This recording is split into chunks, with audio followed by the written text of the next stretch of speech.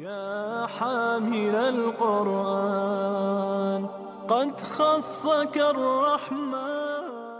الحمد لله والصلاة والسلام على نبينا محمد مصطفى وعلى آله وأصحابه أجمعين.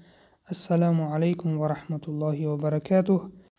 درس امروزه سوره کوثر. يا حامل القرآن أعوذ بالله من الشيطان الرجيم. بسم الله الرحمن الرحيم. إنا أعطيناك الكوثر. إنا أعطينا مد منفصل از 2 تا 5 حرکت میکشیم. اعطینا حرف طا حرف استعلا از حفظ خونده می شود. اعطینا نا مد طبیعی مقدار 2 حرکت میکشیم. اعطینا کالکوثر همزه وصل کلمه ها را پیوست کرد. کوثر را در اینجا حفظ خونده می شود.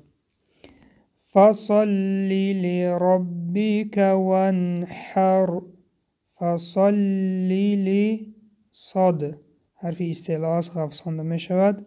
فصل لربك حرف را با فتحه حفظ خونده می شود. وانحر همزه وصل کلمه ها را پیوست کرد. حر حرف را در اینجا نیز حفظ خونده می شود. إن شانئك هو الأبتر. إن حرف نون با تشدید 2 تا کرده میخونیم. شانئك مد طبیعی مقدار 2 حرکت میکشیم. شانئك هو الأبتر همزه وصل کلمه ها را پیوست کرد.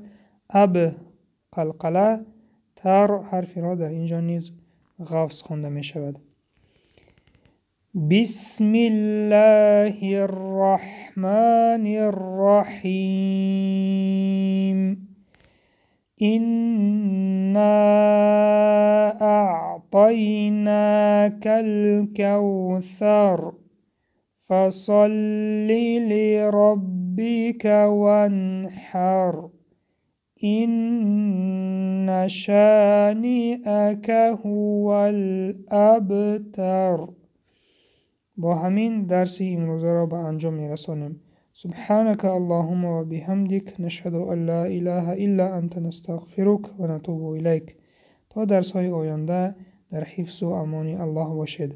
السلام علیکم و رحمت الله و برکاته.